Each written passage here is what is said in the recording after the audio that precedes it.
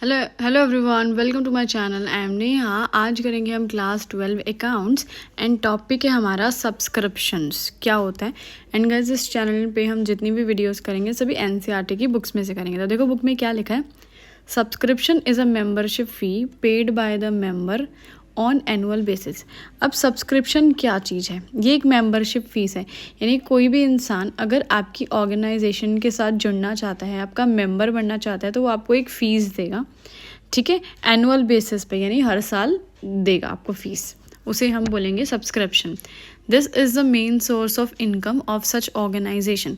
और ये जो नॉट फॉर प्रॉफिट ऑर्गेनाइजेशन होती है, इनकी इनकम इन्हीं सब्सक्रिप्शन से होती है कि लोग इनका मेंबर बनते हैं और इनको फ़ीस पे करते हैं।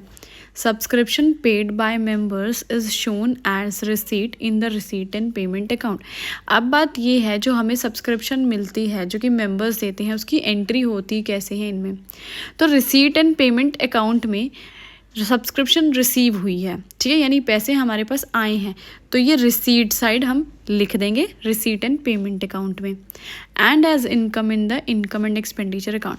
और जब हम इनकम और एंड एक्सपेंडिचर अकाउंट बनाएंगे तो ये जो हमें पैसे मिले हैं ये एक तरह से हमारी इनकम है, तो हम इनकम साइड लिख देंगे इनको, ठीक है।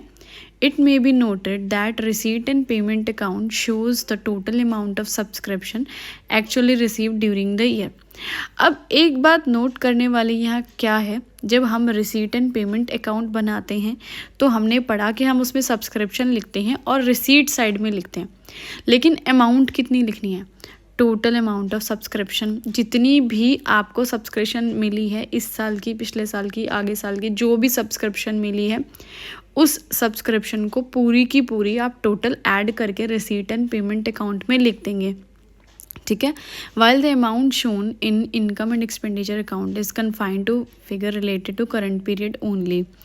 अब भाई देखो, बात ये है कि इनकम और एक्सपेंडिचर अकाउंट जो है उसके अंदर भी सब्सक्रिप्शन लिखा जाता है, लेकिन इसके अंदर टोटल अमाउंट नहीं लिखी जाती जैसे कि रिसीट एंड पेमेंट अकाउंट में लिखी जाती थी।